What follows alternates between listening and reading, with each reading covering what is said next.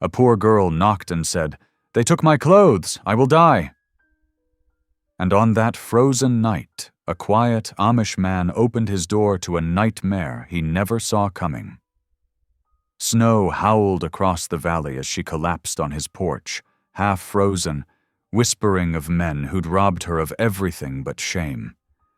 He could have turned her away, but instead he wrapped her in his dead wife's quilt and changed both their lives forever. By sunrise, rumors spread. The law came knocking. They said the girl was a thief, a runaway. But what if the real thieves wore badges? What if the truth she carried could burn an entire town to the ground? Now mercy itself is on trial, in a land where one act of kindness can cost a man his soul. When faith collides with fear, and decency meets danger, how far will a humble Amish blacksmith go to protect the girl the world left for dead? Tell me in the comments where you're watching from right now, and if this story speaks to you, make sure you hit subscribe so you don't miss the next one. The mountain wind howled like a wounded beast, rattling the cabin's shutters as Eliam Bender worked his forge. Sparks flew from the red-hot metal as his hammer struck true, each blow precise and purposeful.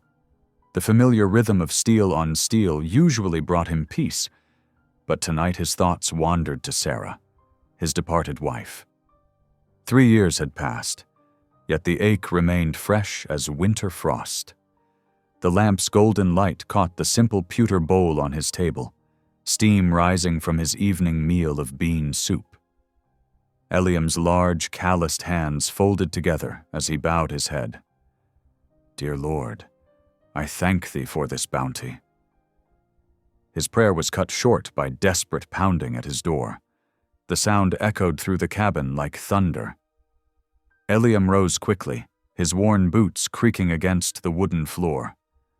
Another frantic knock spurred him faster. When he pulled open the heavy door, the bitter wind nearly stole his breath. There on his threshold stood a young woman, her skin pale as milk in the lamplight. She wore nothing but a rough burlap sack, her bare feet blue with cold against the snow. Her eyes were wild with terror. "They took my clothes," she gasped, her teeth chattering. "I will die." Without hesitation, Eliam reached for Sarah's quilt, carefully folded in the trunk by his bed. The blanket was a treasured memory. Stars and pinwheels stitched in blue and cream. Sarah's patient hands working late into the evening. Now it would serve another purpose. "Come," he said softly, wrapping the quilt around the woman's trembling shoulders. He guided her to the wooden chair nearest his pot-bellied stove. The girl collapsed into it, pulling the quilt tight around herself. Eliam added another log to the fire, watching as tears streaked down her dirt-smudged face. Her sobs came in great, shuddering breaths that seemed to shake her whole frame. "They promised work," she whispered between gasps. "In Denver. Said they'd pay fair, wages. But they took everything. My money, my clothes, left me with nothing but this sack." Eliam's jaw tightened as he set his kettle on the stove. Such evil made his heart heavy, but anger would solve nothing now. Instead, he reached for the tin of peppermint tea Sarah had loved, measuring leaves into a chipped cup. The woman's shivering slowly eased as warmth from the stove seeped into her bones. Her eyes darted around the cabin, taking in the neat rows of tools hanging on the walls, the Bible on the table, the single bed with its plain quilt. "I'm sorry," she whispered. "I didn't know where else to go. I saw your lamp through the storm." Eliam poured the steaming tea and offered it to her. "Drink," he said gently. "It will help." She wrapped her fingers around the warm cup, inhaling the soothing scent of peppermint. "Thank you," she murmured. "I thought I would freeze out there." As she sipped the tea, Eliam stood at his window, watching the snow swirl in the pre-dawn darkness. His reflection showed a broad-shouldered man with a full beard, plain clothes marking him as Amish. But it was his eyes that caught his attention, troubled eyes that had seen too much sorrow. The first pale light of morning began to filter through the frosted window pane, painting delicate patterns across the wooden floor. Eliam sank to his knees beside his bed, clasping his hands in prayer. "Lord," he whispered, "you have sent this stranger to my door. Give me wisdom to know your will. Show me how to help her while keeping to your ways." He paused, listening to the woman's steadier breathing as she dozed in the chair. "And forgive me, Sarah, for using your quilt. I believe you would have done the same." The morning light grew stronger, illuminating the sleeping woman's face. In the gentle dawn, Eliam could see she was little more than a girl, perhaps 20 summers old. Her dark hair was tangled with snow, her cheeks still flushed from cold. He rose quietly, moving to stoke the fire once more. The familiar tasks of morning beckoned, feeding his horses, tending the forge, preparing breakfast. But first, he needed to decide what to do with this unexpected guest God had placed in his care. The answer would come through prayer, he knew. For now he would offer what comfort he could, guided by the words he lived by. "For I was hungry, and you gave me food. I was thirsty, and you gave me drink.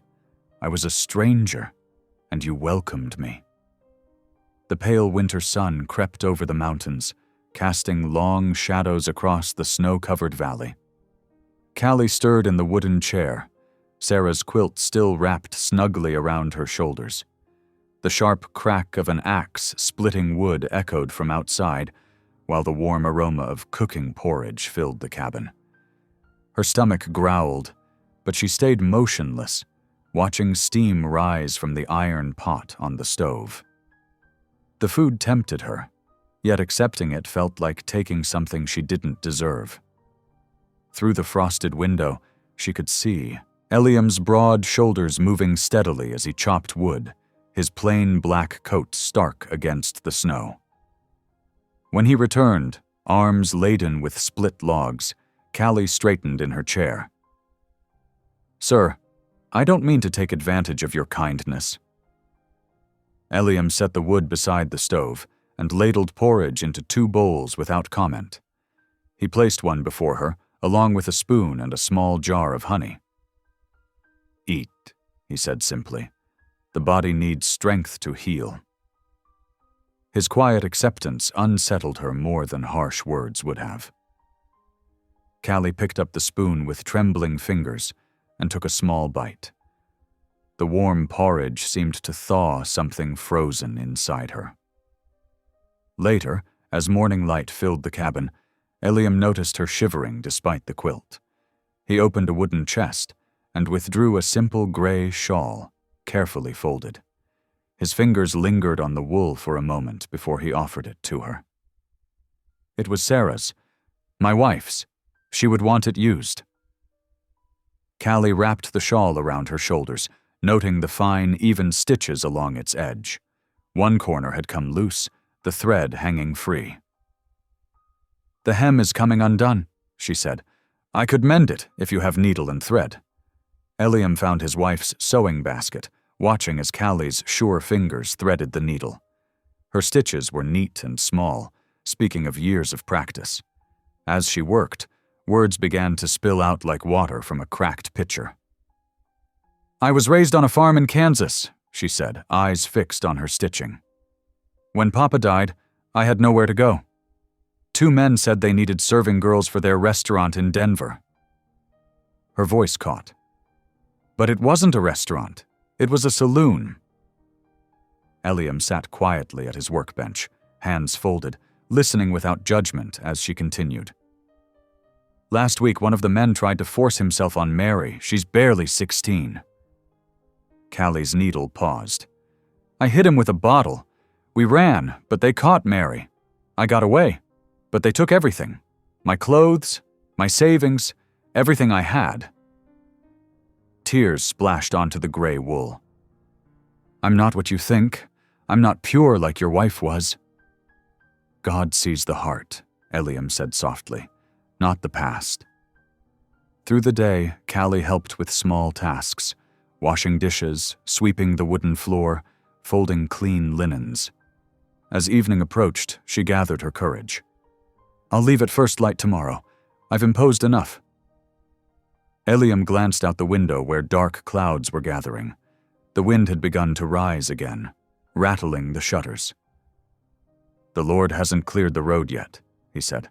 "Stay until he does." Callie looked up, meeting his steady gaze. After a moment, she nodded, unable to speak past the lump in her throat. That night, as the storm howled outside, Eliam lit the lamp and opened his Bible. Its leather cover was worn smooth by years of handling. He began to read, his deep voice barely audible above the wind. "For I was naked, and ye clothed me." His voice trembled slightly on the words, and Callie saw his hands tighten on the book's pages. In that moment, she understood that his kindness cost him something, not in goods or comfort, but in memories of his wife and the life he'd lost. The lamplight cast warm shadows across the cabin's walls as Eliam continued reading. Callie sat wrapped in Sarah's quilt and shawl, listening to ancient words of mercy spoken in a stranger's voice, while outside the winter storm raged on. 3 days passed like pages turning in a well-worn book. The snow fell steady and thick, blanketing the valley in endless white. Inside the cabin, warmth and routine took root as Callie regained her strength. The scent of fresh bread filled the small space as she worked the dough with growing confidence, her hands remembering skills learned long ago on her father's farm. Morning light filtered through frost-covered windows as Callie hung newly mended curtains, her neat stitches barely visible where tears had been. The familiar motion of needle and thread soothed her, giving purpose to idle hands. She watched Eliam through the window as he made his way to the barn, his broad shoulders squared against the cold. "Why do you live so far from others?" she asked that evening as they sat down to supper. Steam rose from bowls of bean soup, and fresh bread waited to be broken. Eliam's hands stilled on the table. He was quiet so long that Callie thought he wouldn't answer. When he spoke, his voice was soft but steady. "My wife, Anna, died 3 winters ago. She was carrying our first child." His eyes fixed on the flame of the oil lamp. "The babe, too. I couldn't bear the sympathy of my people, their well-meaning words. The memories in Lancaster County were too heavy." Callie's throat tightened. "So you came west?" "Yeah, to start anew." He broke the bread, offering her half. "Though grief follows wherever you go." The next morning, Callie followed Eliam to the barn to help with chores. She watched as he tended to each animal with gentle hands and soft words. In the last stall, a dappled mare lifted her head at their approach, her right foreleg held carefully off the ground. "Easy, girl," Eliam murmured, running his hands down the horse's leg. Before treating it, he bowed his head briefly. "Lord, ease her pain and guide these hands to help your creature." The simple prayer touched something deep in Callie's heart. She'd never seen a man show such tenderness to beast or human alike. That evening, disaster struck in the kitchen. Callie had insisted on making cornbread, certain she remembered her mother's recipe.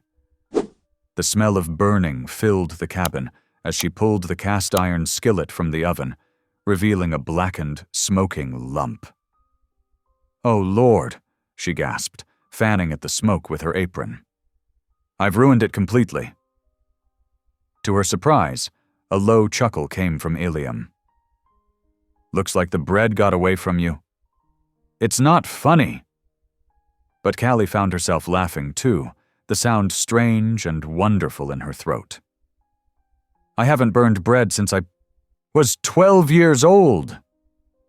Their shared laughter broke something loose in the cabin's atmosphere. As they cleaned up the mess together, the air felt lighter somehow. More like home. A small gray kitten took advantage of the open door during the cornbread crisis, sneaking in to curl up by the stove. Callie spotted it while sweeping up crumbs. "Well, hello there, little one," she cooed, reaching out slowly. The kitten sniffed her fingers before rubbing against her hand. Soon it was purring in her lap as she stroked its soft fur. Eliam watched from his chair by the fire, a faint smile touching his lips. The cabin had been too quiet for too long, he realized.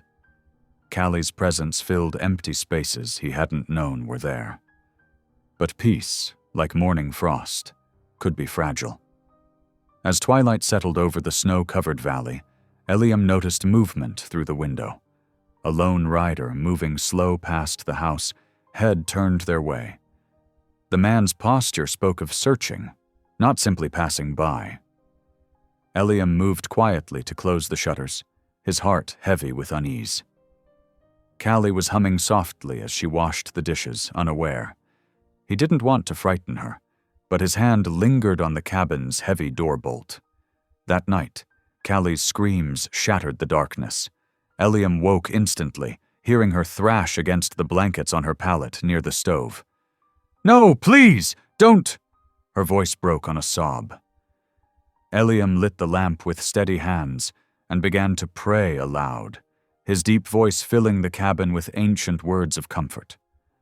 "The Lord is my shepherd, I shall not want. He maketh me to lie down in green pastures." Slowly, Callie's breathing steadied.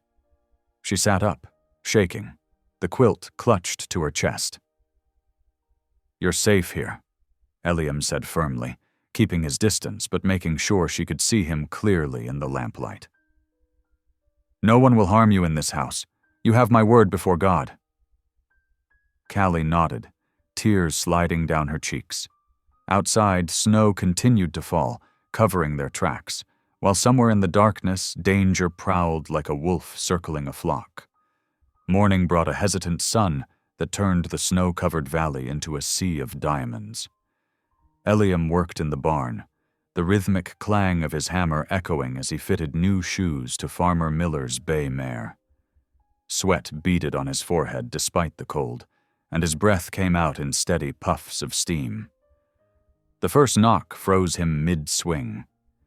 It came again, slow, deliberate, like fate counting out its moments. Eliam set down his hammer and wiped his palms on his leather apron. Through the barn's open door, he saw a mounted figure approaching, snow crusting the rider's dark coat. "Morning," called Sheriff Landon Price, his voice as brittle as the icicles hanging from the barn's eaves. Frost clung to his thick beard, and his badge caught the winter sunlight. "Hope I'm not interrupting your work, Mr. Bender." No," Eliam replied, stepping out into the yard. His heart thundered against his ribs, but his face remained still as pond water. "What brings you out this way, Sheriff?" The lawman's eyes swept across the property, taking in every detail. "Looking for a runaway.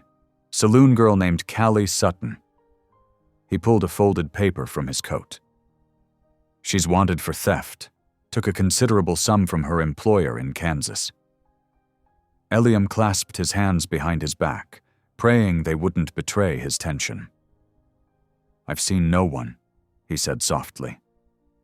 The words felt like stones in his mouth, but he kept his gaze steady. "The storm has kept travelers away." "That so?" Sheriff Price shifted in his saddle, leather creaking. "Listen here, Bender. I respect your ways. Your people mind the law and keep to themselves. But this girl, she's trouble. If you do see her, send word to town right quick." His horse pawed at the snow, impatient. "She might seem innocent, but that's how they trick good men." "I appreciate the warning," Eliam said, his voice level despite the turmoil in his chest. "God's grace be with you, Sheriff." The lawman touched his hat brim and turned his horse, hooves crunching through the crusted snow. Ilium watched until rider and mount disappeared behind the pine trees that lined his property. Inside the cabin, Callie emerged from behind the root cellar door, her face pale as new milk. She'd heard every word through the floorboards. "You lied for me," she whispered. "You, a godly man, broke the law to protect me." Ilium removed his apron and hung it carefully by the door. "There's something you should know," he said gently. "The sheriff says you're wanted for stealing money from the saloon owner." Color flooded Callie's cheeks, but not from the cabin's warmth. "I never stole anything," she said, her voice cracking. "That man, he kept our wages, said we owed him for room and board. When Mary got sick, he wouldn't let us call a doctor. She died in that back room, and he just had them cart her away like garbage." Tears spilled down her face. "I ran because I couldn't." She pressed her hands to her mouth, unable to continue. "I believe you," Ilium said simply. He moved to the wood stove and added another log, giving her time to collect herself. "Truth is like cream in milk. It rises to the top, no matter how men try to hide it. God sees what's in your heart, Callie. That's what matters most." Evening settled over the cabin like a heavy quilt. Ilium worked by lamplight to repair a broken window pane, carefully fitting the new glass into place. The sharp smell of putty filled the air, mixing with the yeasty scent of bread dough that Callie needed at the table. They moved around each other in careful orbits, pretending at calm, though their hearts still raced from the morning's encounter. The familiar motions of their tasks offered some comfort. The smooth slide of glass, the soft thump of dough against wood. Outside, snow began to fall again, thick and steady. Ilium watched through the newly repaired window as white flakes erased the sheriff's tracks, covering the evidence of the morning's visitor like God's own mercy smoothing away the past. "The bread will need to rise twice," Callie said softly, breaking the silence. Her hands never stopped their rhythmic kneading, though her shoulders remained tense. "My mother always said good bread, like good truth, can't be rushed." Ilium nodded, understanding the gratitude hidden in her words. Sometimes mercy spoke loudest in the quiet moments, in the simple acts of making a home feel safe. He returned to his work, letting the peaceful sounds of their evening routine wash over them both like a prayer. Days flowed like water over smooth stones, each one settling into a gentle rhythm. Morning light would find Callie sweeping the wooden floors, humming softly as dust motes danced in the sunbeams. The simple task brought an odd comfort, each stroke of the broom claiming another piece of belonging in this quiet space. After breakfast, she would bundle up in Anna's old wool coat and follow Ilium to the barn. The animals greeted her with familiar nickers and bleats now, no longer shy of her presence. She learned their ways, how the old mare liked her ears scratched, how the sheep pressed close for warmth, how the chickens scattered and clucked at her approach. "They know your heart," Ilium said one morning, watching her scatter feed. His voice carried the warmth of approval, though his expression remained gentle and reserved. In the forge, Callie discovered a different kind of miracle. She watched, mesmerized, as Ilium worked the iron with steady, reverent strokes. The metal glowed orange-hot, sending cascades of sparks into the air with each strike of his hammer. "See how they rise?" he asked, pausing to wipe his brow. "Like prayers going up to heaven." Callie couldn't help but laugh, the sound bright and unexpected. "Prayers made of fire and iron? That's a strange sort of worship, Mr. Bender." "God speaks in many ways," he replied with a slight smile. "Through flame and metal, through gentle rain and growing things. even through those who are lost and find their way to a stranger's door. The words settled between them like a warm blanket, neither heavy nor light, just right. One crisp afternoon, the jingle of bells announced a peddler's wagon approaching down the snow-packed road. The man was bundled against the cold, his wagon a treasure trove of practical goods and small luxuries. Eliam traded some of his ironwork for supplies: coffee, salt, lamp oil, and cloth. "Choose," he told Callie, gesturing to the bolts of fabric.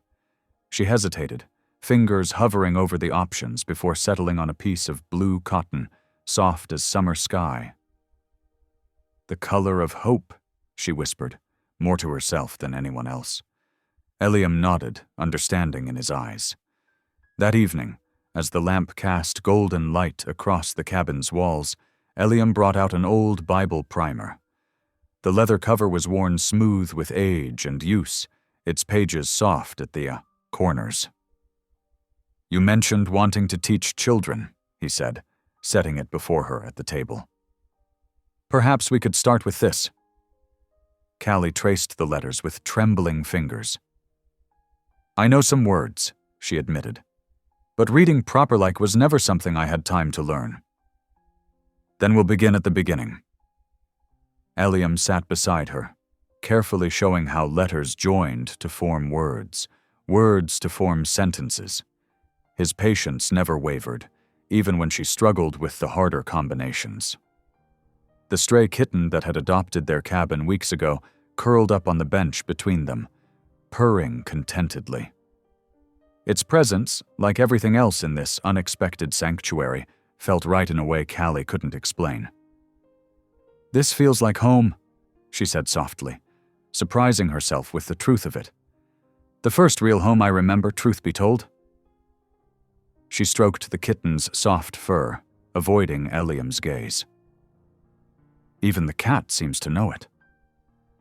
Outside, a coyote's lonely call echoed across the valley, its voice rising silver as the moon that hung above the mountains. The sound should have been eerie, but instead it felt like nature's way of underlining the moment, wild and beautiful, and somehow perfect. Eliam sat in his chair by the fire, hands folded in his lap, watching the flames dance. Peace had crept back into his heart these past days, filling spaces he thought would stay empty forever. He saw it in the way Callie moved about the cabin now, no longer like a frightened bird ready to flee, but like someone who knew where she belonged. She sat cross-legged on the hearth, practicing her letters in the firelight, the blue fabric she'd chosen folded carefully beside her. The kitten had moved to her lap, kneading contentedly at her skirts. Everything about the scene spoke of home and healing, of broken things being made whole again. Watching her, Eliam felt something shift in his chest, like iron being reshaped by careful heat, becoming stronger for having been broken. He recognized the feeling. Hope, tentative but real, taking root in ground he'd thought would lie fallow forever. The evening wrapped around them like a warm shawl, safe, secure, and full of quiet promise. Outside, the mountains stood guard under their blanket of snow, and the stars wheeled overhead in their ancient dance, watching over this small cabin where two lost souls had somehow found their way home. The afternoon sun cast long shadows across the yard when hoofbeats approached the cabin. Eliam looked up from his work at the forge, setting aside the horseshoe he'd been shaping. The post-rider, wrapped in a heavy coat despite the mild weather, guided his horse through the remaining patches of snow. "Letter for you, Mr. Bender," the rider called out, fishing inside his leather mail pouch. "All the way from Pennsylvania, by the looks of it." Eliam wiped his hands on his apron and accepted the envelope, his expression thoughtful as he studied the official-looking seal. The post, Ryder tipped his hat and continued on his route, leaving Eliam standing in the yard, turning the letter over in his weathered hands.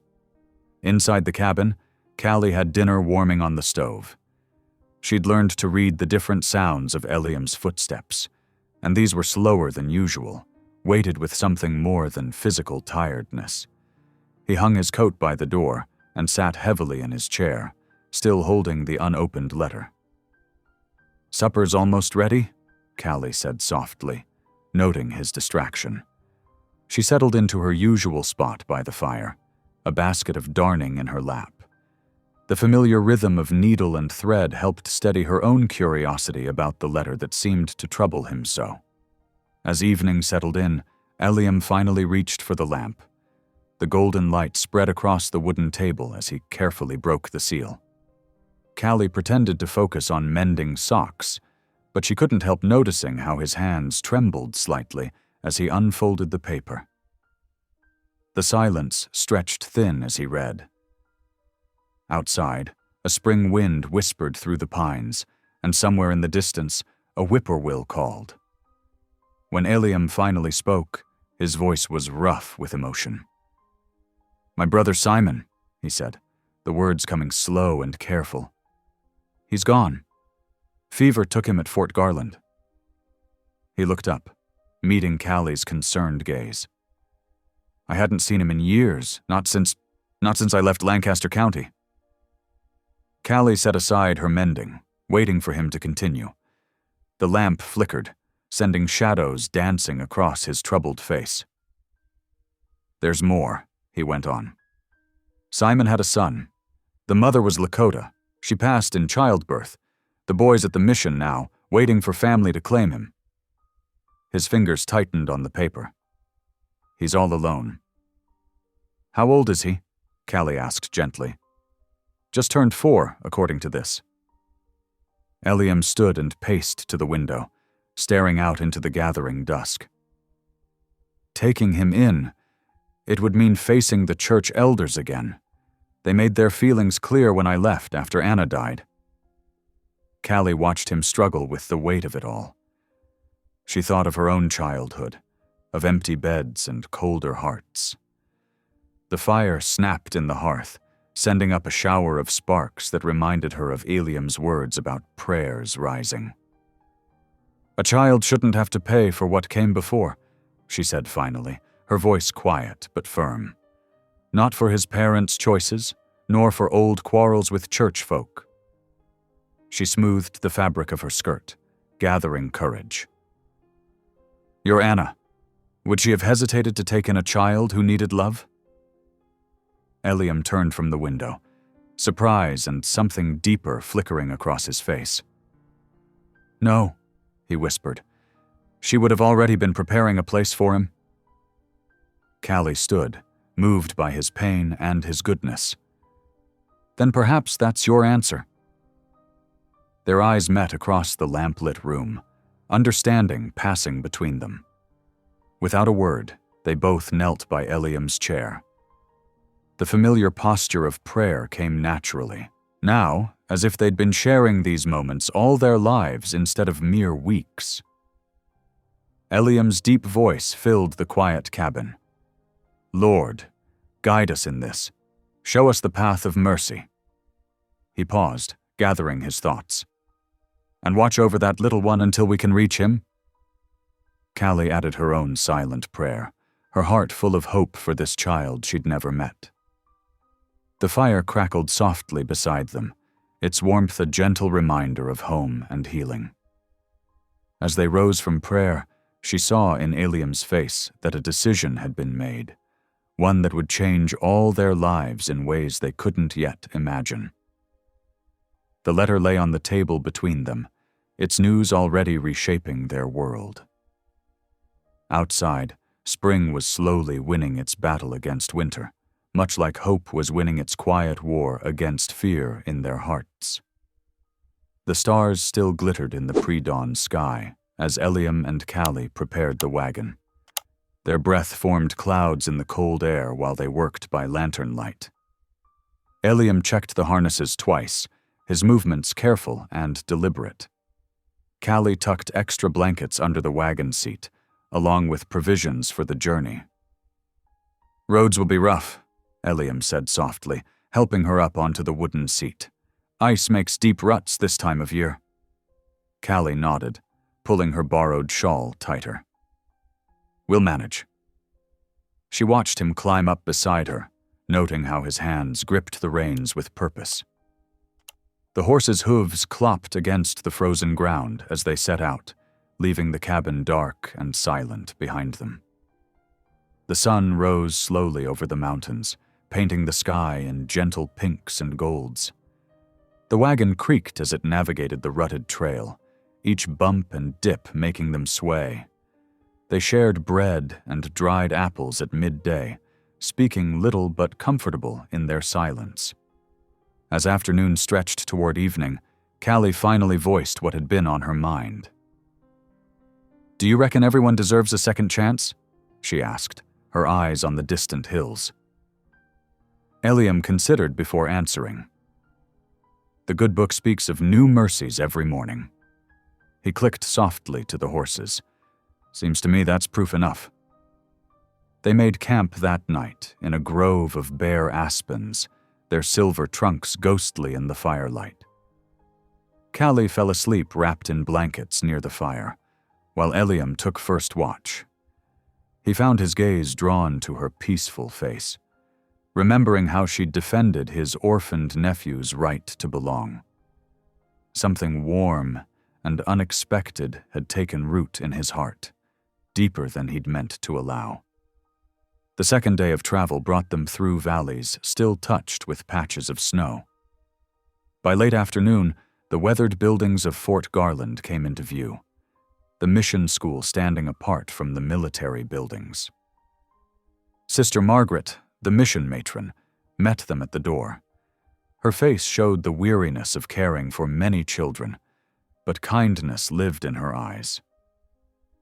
"The boy's been waiting," she said, leading them down a narrow hallway. "Haf doesn't speak much, but he understands everything." She opened a door to reveal a small room where a child sat alone on a narrow bed. Jonas was thin for his 6 years, with dark eyes that seemed to hold both worlds of his heritage. In his hands, he clutched a wooden horse, carved with careful detail. Eliam moved slowly, kneeling before the boy. His voice came gentle as summer rain. "Hello, Jonas. I'm your father's brother." He paused, letting the words settle. "That makes you family." Jonas studied him with an intensity that belied his years. His small fingers traced the wooden horse's mane, while he considered this tall stranger with kind eyes. Behind them, Callie pressed her hand to her mouth, tears sliding silently down her cheeks as she watched the moment unfold. Finally, Jonas extended his free hand toward Eliam. The gesture held all the gravity of a treaty signing. Eliam's larger hand enclosed the boy's, and something shifted in the air between them. A recognition, a beginning. Sister Margaret helped them gather Jonas's few belongings: 2 shirts, a pair of worn boots, and a small deerskin pouch containing mysterious treasures the boy wouldn't show. She offered them beds for the night, knowing the late hour made travel unwise. In the mission's sparse guest room, Callie spread blankets while Eliam spoke quietly with Jonas, learning which foods he liked and how he preferred to sleep with his wooden horse tucked close. The boy's answers came in whispers and nods, but his eyes never left his uncle's face. Later, after Jonas had drifted to sleep, Callie and Eliam sat by the room's small window. Moonlight spilled across the floor, making the sleeping child's face glow silver. "He has Simon's eyes," Eliam murmured, "but there's something of his mother's people in him too. A stillness, like he's listening to things we can't hear." Callie touched his arm gently. "You did right by him today." "We did right," Eliam corrected softly. They sat together in comfortable silence, watching Jonas sleep, until the moon climbed high above the mission walls. Dawn would bring the journey home, but for now, they rested in the quiet knowledge that their small family had grown by one more heart-seeking shelter. Outside the window, Stars wheeled overhead, marking time's passage with ancient patience, while new bonds formed in the darkness below. The journey home took them through softening winter roads, the wagon swaying gentle as a cradle. Jonas sat between Ilium and Callie, his wooden horse held tight against his chest. Each time they hit a bump, Callie steadied him with a careful hand, earning shy glances from beneath his dark lashes. Back at the cabin, Ilium wasted no time. He disappeared into his workshop, emerging with smooth oak planks he'd been saving. Through the afternoon, the steady rhythm of his saw and hammer filled the yard. Jonas watched from the doorway, curious but cautious, as a small bed took shape beneath his uncle's skilled hands. "Would you like to help?" Ilium asked softly, holding out a piece of sandpaper. Jonas crept forward, accepting the offering. Together they smoothed the wood until it gleamed like honey in the winter light.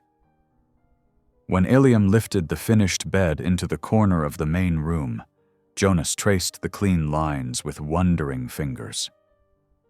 "Your own place to rest," Ilium said, and though Jonas didn't answer, his eyes shone. Callie made teaching into a game, pointing to common objects as they went about their days. "Cup," she'd say, lifting one from the shelf. "Water, bread." Jonas would echo the words in careful whispers, his accent making them sound like music. "Good," she'd praise, and his rare smiles warmed the cabin more than any fire. The gray-striped kitten proved the best teacher of all. It showed up at supper time, purring and hopeful, and made straight for Jonas's lap. The boy's startled laugh, his first, made both adults pause their eating to share amazed looks across the table. "Kit," Jonas said clearly, stroking the small, furry head. "Kit stays?" "Yes," Callie answered, her own eyes bright. "Kit stays with us." Days fell into a gentle pattern. Mornings began with prayers and porridge, then chores shared 3 ways instead of 2. Callie taught Jonas his letters while bread rose on the counter. Ilium worked his forge, but kept the door open, watching them through the window as Jonas slowly gained confidence in this new life. But peace, as Ilium knew too well, was a fragile thing on the frontier. The first whispers reached them when Ilium took his monthly delivery of horseshoes to town. As he unloaded his work at the livery stable, voices carried from around the corner.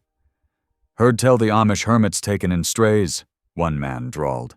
"That saloon girl what run off from Sterling, and some half-breed child, too." Laughter followed, sharp as winter wind. "Reckon he's fallen far from his faith, harboring such as them." Ilium's hands tightened on the reins, but he kept his face still as stone. He completed his business quickly, turning his wagon toward home, while scorn followed at his back. That evening, after Jonas was asleep in his new bed, Callie sat by the fire mending one of the boys' shirts. Her needle moved steady and sure, but her voice trembled.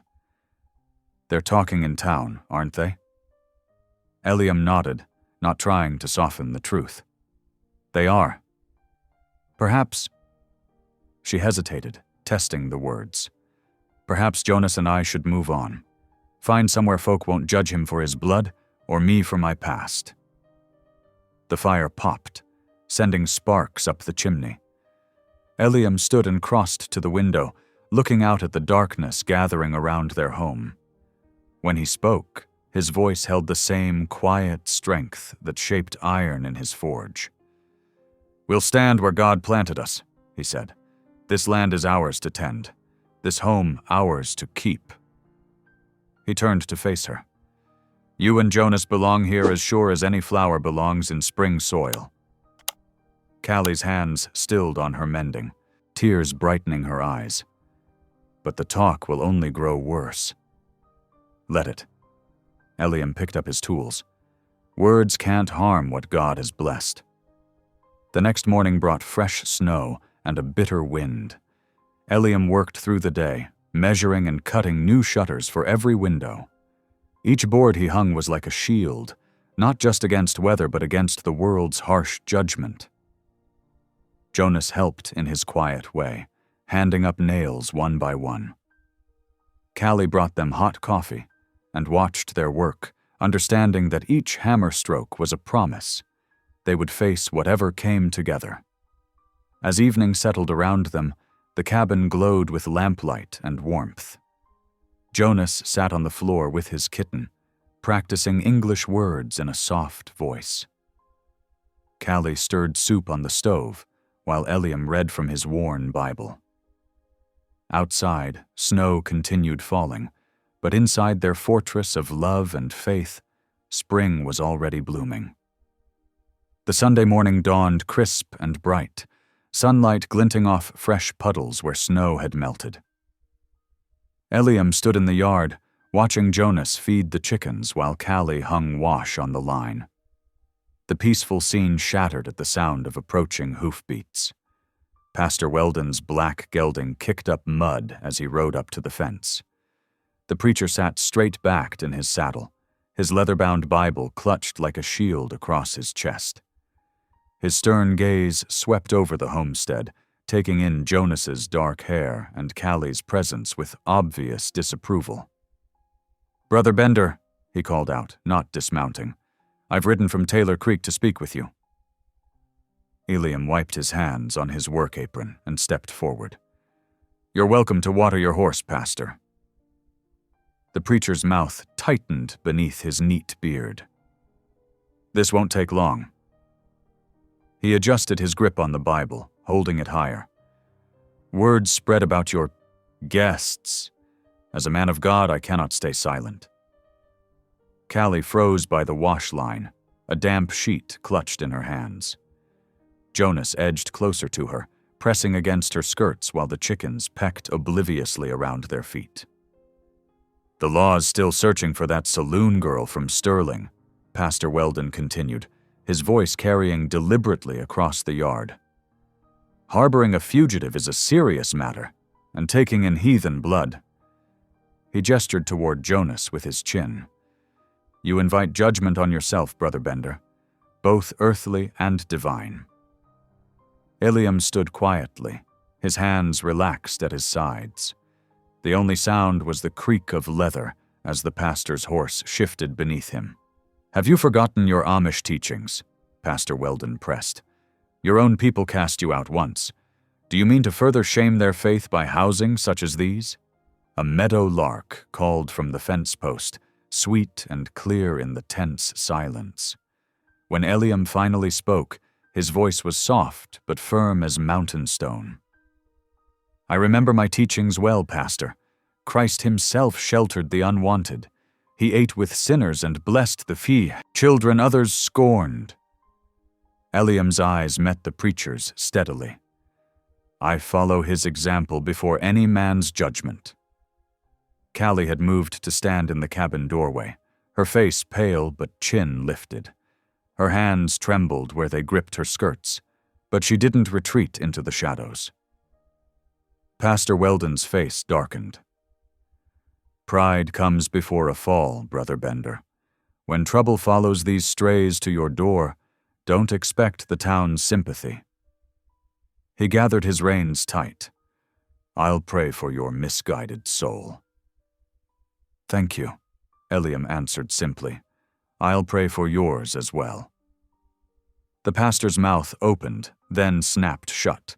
With a sharp jerk of the reins, he turned his horse and rode away, scattering chickens in his wake. Eliam watched until he disappeared around the bend. When he turned back to the cabin, he found Callie sinking onto the porch steps, her face buried in her hands. Jonas pressed close, patting her shoulder with small, worried hands. "I've ruined everything," she whispered as Eliam approached. "Your standing, your good name in the community." Her shoulders shook. "We should leave before we bring more shame to your door." Eliam settled beside her on the step. The wood was warm from the spring sun, and somewhere in the distance, the meadowlark still sang. "A name is dust," he said quietly. "Mercy endures." Callie lifted her tear-streaked face. "How can you be so certain?" "Because I've seen God's mercy work through harder hearts than Pastor Weldon's." He smiled faintly, "and through more stubborn ones than mine." That evening, after the supper dishes were cleared, Eliam brought out his Bible and held it out to Callie. "Would you read to us tonight?" Her eyes widened. "Me?" He nodded. Jonas should hear scripture in a gentle voice. Callie's hands shook as she accepted the worn book. Jonas settled at her feet, the kitten curled in his lap. She opened to the passage Eliam had marked and began to read. "The Lord is my shepherd." Her voice quavered on the first words, but grew stronger with each verse. "He maketh me to lie down in green pastures. He leadeth me beside the still waters." Jonas leaned against her knee, his dark eyes fixed on her face as the ancient words of comfort filled their small home. Eliam sat in his chair by the fire, watching this family God had given him, knowing in his heart that no pastor's judgment could touch the truth of what they'd found together. Through the window, stars began to appear in the darkening sky, glittering cold and bright above their cabin. But inside, warmth and love kept watch, stronger than any storm that might come. The January cold settled deep into the valley, wrapping their cabin in sheets of white silence. Inside, warmth bloomed through simple moments. Eliam stood at his workbench, guiding Jonas's small hands as the boy gripped a hammer. Together they drove nails into a piece of scrap wood, each strike echoing through the workshop. "Steady now," Eliam murmured, adjusting Jonas's grip. "Let the weight of the head do the work." Jonas's tongue poked out in concentration as he brought the hammer down. The nail sank true, and his face lit up with pride. "Like that, Uncle?" "Just like that." Eliam squeezed his shoulder, heart warming at the word uncle. It had taken weeks for Jonas to use it, but now it fell naturally from his lips. By the cabin's cook stove, Callie sat in the rocking chair, needles clicking as she shaped wool into mittens. Her fingers moved swift and sure, weaving warmth from simple yarn. She glanced up often to watch them work, a soft smile playing at her lips. "These will keep your hands warm at the forge," she said, holding up the larger pair she'd finished for Eliam. The stitches were neat and even, done with care that spoke louder than words. When the weather broke in mid-January, bringing a brief thaw, they hitched up the wagon for a trip into town. They needed supplies: flour, sugar, lamp oil, and new boots for Jonas's growing feet. The boy sat between them on the wagon seat, wrapped in the quilt Callie had mended. The general store's bell chimed as they entered. Conversation died like a snuffed candle. Mrs. Peterson stopped mid-sentence at the counter. Mr. Wells nearly dropped the sack of beans he was weighing. The silence pressed in, thick as wet wool. Callie lifted her chin and walked straight to the dry goods, her back straight as a rifle barrel. Jonas stayed close to Eliam's side as they gathered their supplies. The storekeeper's wife watched them with narrow eyes, as if their presence might somehow taint her merchandise. Outside, a group of boys lounged against the hitching post. One of them, Tommy Burke, scooped up snow and packed it tight. "Hey, half-breed," he called out, just as Jonas stepped through the door. The snowball struck Jonas's shoulder, spattering his coat with ice. Before he could react, another boy was already packing more snow. Eliam turned slowly, drawing himself up to his full height. His eyes, usually gentle as summer sky, turned hard as mountain stone. He didn't speak, just fixed the boys with that steady gaze until they shuffled their feet and looked away. "Come," he said quietly, helping Jonas into the wagon. Callie climbed up after them, her hands shaking as she gripped the seat. The ride home was silent, save for the creak of harness leather and the wagon wheels crunching through snow. Once inside, Callie busied herself making tea, but her movements were jerky, uncertain. When Jonas went to feed the chickens, she crumpled beside the stove, tears streaming down her face. "I thought I was done with shame," she whispered. "Back in Sterling, after everything. I prayed never to be touched by kindness again. Kindness hurts too much when it's taken away." Eliam knelt beside her chair, his presence solid as the cabin's foundations. "Kindness is never truly lost," he said softly. "It returns, like spring after winter. Each mercy plants a seed." "How can you be so sure?" Her voice cracked on the words. "Because I see it growing here." His hand moved slowly, carefully to cover hers where it lay trembling on her knee. The touch was gentle as falling snow, warm as banked coals. For a heartbeat, they stayed frozen in that moment. Then Eliam withdrew his hand, suddenly uncertain of his boldness. Callie's fingers curled inward, as if holding the warmth of his touch. That night, after Jonas was asleep, and Callie had retired to her small room, Eliam knelt longer than usual beside his bed. His prayers tumbled out in whispered German, asking for guidance, for strength, for clarity. The desire to comfort Callie, to protect her, to see her smile. It tangled with his devotion to God's will, to proper behavior, to the memory of his late wife. The moon cast silver light through his window, painting patterns on the floorboards. Somewhere in the night, a coyote called, long and lonely and full of yearning. Eliam remained on his knees, wrestling with his heart's quiet revolution, until the moon slipped behind the mountains and left him in darkness. 2 weeks passed like water flowing over stones. The valley settled into February's grip, frost etching delicate patterns on the cabin windows each morning. Eliam worked his forge, while Jonas played with the kitten near the warm hearth. Callie hung fresh curtains and hummed hymns as she worked, their lives weaving together like threads in a quilt. The peace shattered on a bitter Wednesday afternoon. 3 riders approached the cabin. Deputy Marshal Cole, flanked by Theodore Blackwood, the saloon owner from Sterling, and a sharp-dressed railroad man who introduced himself as Agent Harrison Wells. Eliam stood in his doorway, one hand resting on the rough-hewn frame. His expression remained placid as stone as the men dismounted. "Mr. Bender?" Deputy Cole touched his hat brim. "These gentlemen have some business with you." Blackwood's face twisted with barely concealed contempt. "You're harboring stolen property, Smith. That girl Callie Sutton took money from my establishment, and now we hear you're blocking progress, refusing to sell your land for the railroad." Agent Wells pulled out papers from his leather satchel. "The Denver and Rio Grande Western needs this parcel for the new line. We're prepared to offer $50 per acre, fair compensation for undeveloped land." Inside the cabin, Callie pressed herself against the wall beside the window, one hand covering her mouth. Jonas huddled close to her skirts, eyes wide with fear. Eliam's voice came soft but firm as hammered steel. "My neighbors were offered 3 times that amount last summer.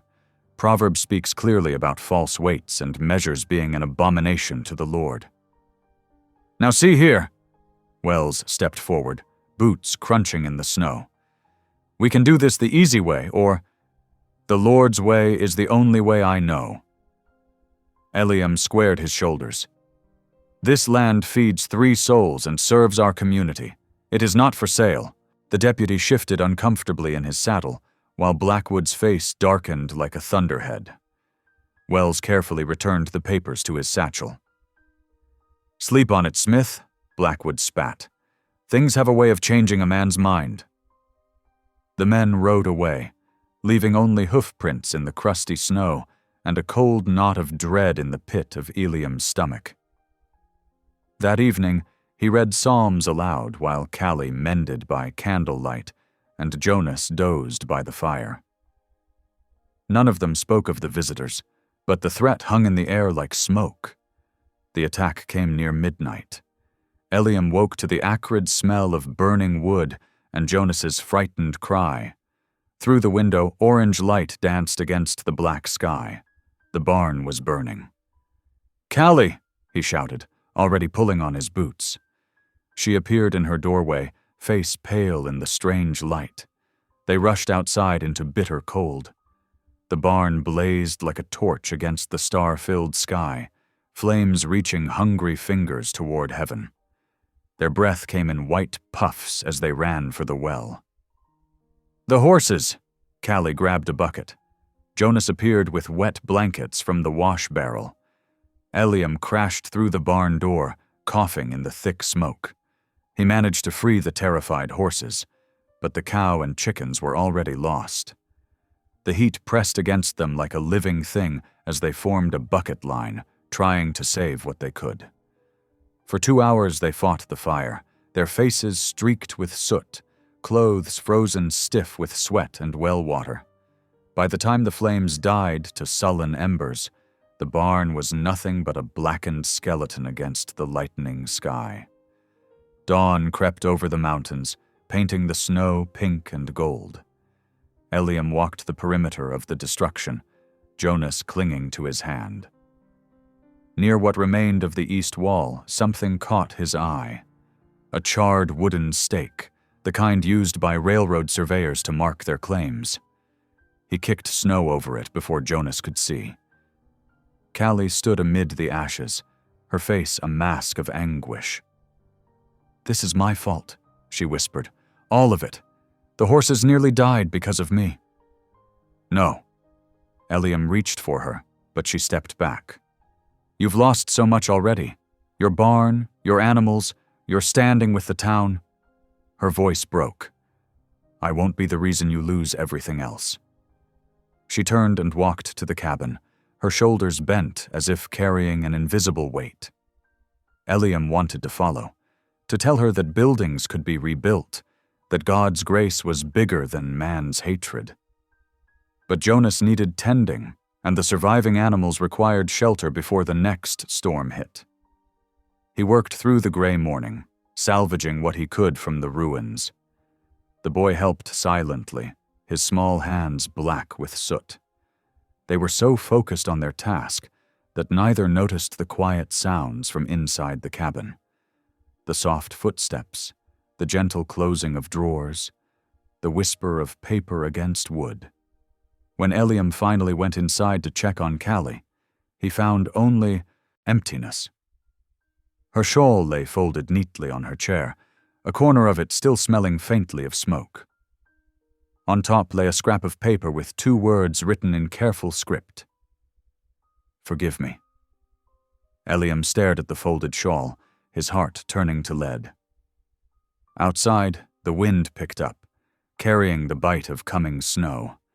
He snatched up his heavy coat and rushed to saddle his remaining horse, knowing every minute lost could mean Callie's death in the bitter cold.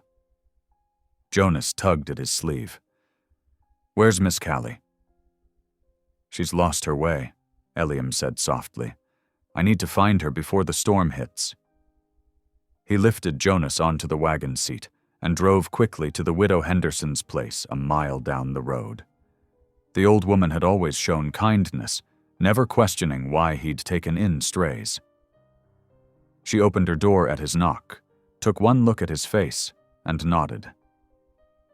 "The boy can stay as long as needed," she said, drawing Jonas inside. "God speed you, Eliam Bender."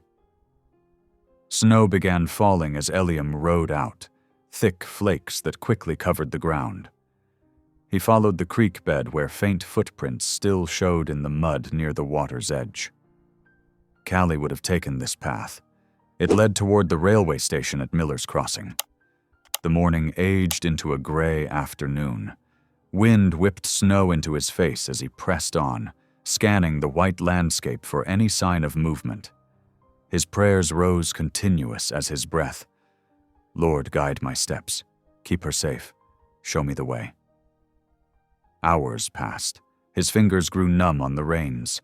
The horse plodded through deepening drifts, steam rising from its flanks. Still, Eliam refused to turn back. He had lost too much already. His wife, his community in Pennsylvania, and now perhaps Callie, too. Near midday, he spotted fresh hoofprints cutting across Callie's trail, the sharp imprint of the sheriff's horse with its distinctive shoe pattern. His heart clenched.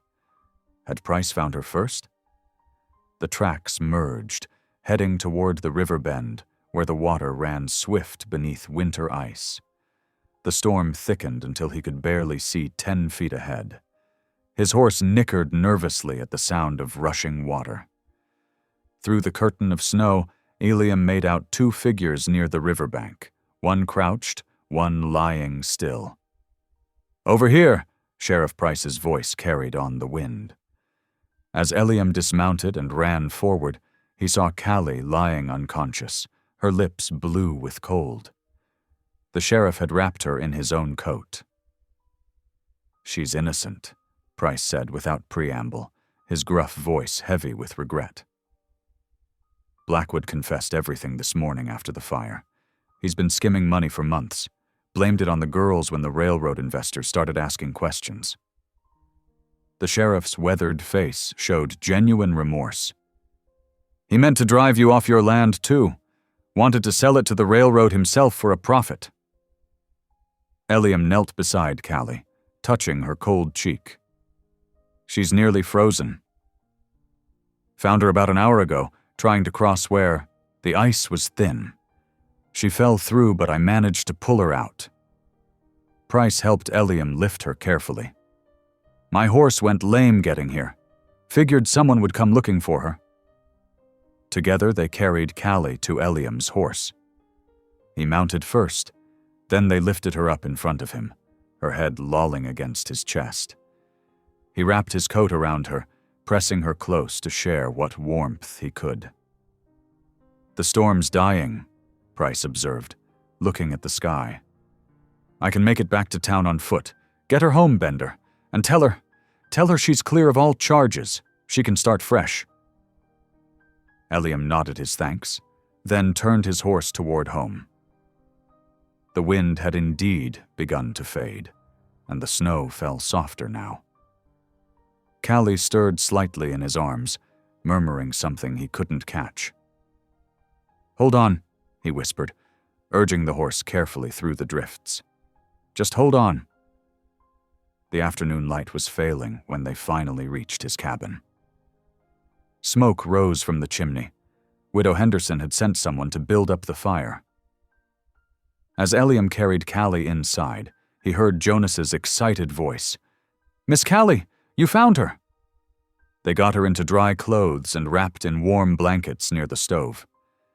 Color slowly returned to her cheeks as consciousness crept back.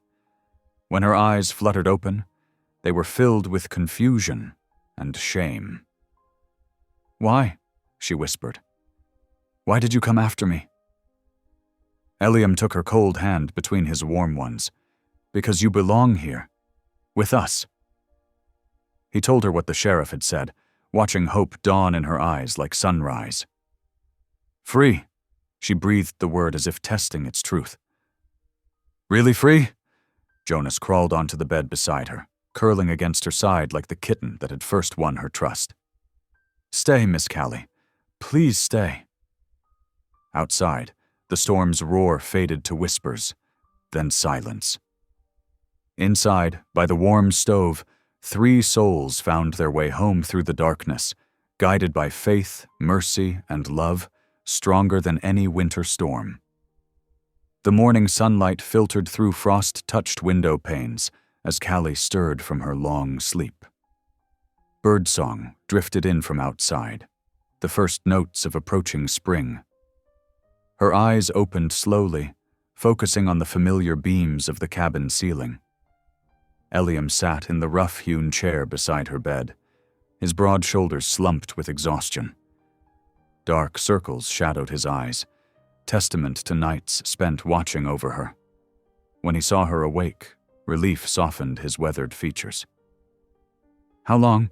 she whispered, her voice rough from disuse. 3 days, he answered, reaching for a cup of water. "The fever broke last night." As strength returned over the next few days, Callie learned how the truth had finally come to light. Sheriff Price had made a public declaration of her innocence in front of the general store. The railroad men who'd conspired with Blackwood were now facing investigation from Denver. Justice, slow but steady as spring thaw, was working its way through the valley. Neighbors who had once turned away now appeared at the cabin door bearing gifts: fresh bread, stewed chicken, apple preserves. Martha Wesley brought a patchwork quilt. Tom Henderson delivered a load of seasoned firewood. Each came with downcast eyes and gentle words, ashamed of their earlier judgment. Outside, Jonas's laughter rang clear as he played in the yard with the neighbor children. The sound drifted in through open windows, bringing life back to rooms that had known too much silence. The kitten, now nearly a cat, prowled importantly between visitors, accepting treats and scratches as its due. One evening, as sunset painted the cabin walls in amber light, Eliam shared news that brought tears to Callie's eyes. "The town's decided to help rebuild the barn," he said quietly. "They're bringing lumber next week." Callie reached across the space between them, taking his calloused hand in hers. "You saved me twice," she whispered, her voice thick with emotion. "Once from cold, once from shame." Eliam's fingers tightened gently around hers. "It was God through these rough hands," he replied softly, humility warming his words. The kitten purred contentedly at their feet as golden sunlight spilled across the wooden floor. In that moment of peace, surrounded by the warmth of acceptance and emerging love, Callie felt the last chains of her past finally fall away. The San Luis Valley bloomed beneath an April sky, winter's harsh memory melting into tender green. Fresh grass carpeted the meadows where snow had lain deep, and wild iris dotted the creek banks with purple promise. The rebuilt forge sang with the rhythm of Eliam's hammer, sending sparks dancing like fireflies into the warming air. Beneath the ancient cottonwoods, their branches just touched with the first delicate leaves of spring, the townspeople gathered in their Sunday best. Children whispered and fidgeted in starched collars, while women dabbed at misty eyes with embroidered handkerchiefs. The morning sun filtered through the new leaves, dappling the ground with shifting patterns of light and shadow. Pastor Weldon stood before the makeshift altar, his usual stern demeanor softened by genuine humility. He had spent long hours in prayer, wrestling with his conscience until grace won over judgment. Now he watched as Eliam approached, dressed in simple black, his beard neatly trimmed and his eyes bright with quiet joy. Callie appeared at the end of the rough-hewn benches, wearing a dress of summer sky blue, the color she had chosen that day at the peddler's wagon. Her hair shone golden in the morning light, crowned with a circlet of early wild flowers. Jonas walked beside her, solemn in his new shirt, holding her hand as if guarding a precious treasure. They met beneath the cottonwood's gentle canopy. Jonas took his place between them, reaching up to hold both their hands in his small ones. His smile, rare and beautiful, touched every heart in the gathering. Pastor Weldon's voice carried clear across the morning air as he spoke of mercy's power to heal and love's strength to rebuild. Eliam and Callie exchanged simple vows, their words carrying the weight of truth hard-won through trials and trust. When they joined hands, the silver band on Callie's finger caught the sunlight like a promise kept. As Pastor Weldon pronounced them man and wife, the first notes of amazing grace rose from the assembled neighbors. Voice after voice joined in, the beloved hymn swelling until it seemed to fill the valley itself. Even those who had once turned away in judgment now sang of sweet grace that had taught their hearts to see. Later, as evening settled its gentle mantle over the land, Eliam approached the small white church that had stood witness to so many of the valley's stories. His boots made soft sounds on the wooden steps as he climbed to the door.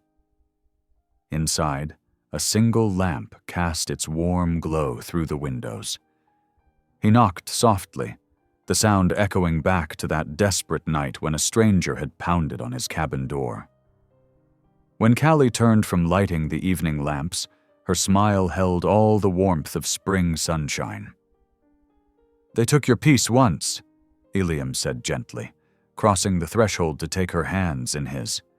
"But God gave it back through mercy." Callie stepped into his embrace as naturally as breathing, her head finding its place against his shoulder.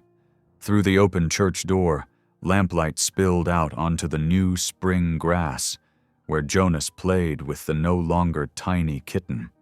The boy's laughter rang pure and clear in the evening air, a sound of healing made whole. In that moment, as day's light softened into dusk's purple shadows, a family born of mercy and forged in faith found its true beginning. The valley that had once echoed with judgment now cradled their joy, proof that love, in the end, was the truest law of all. Thank you for being here. If something in this story stayed with you, I'd love to see you again. Subscribe, and tomorrow I'll bring you another story crafted with heart.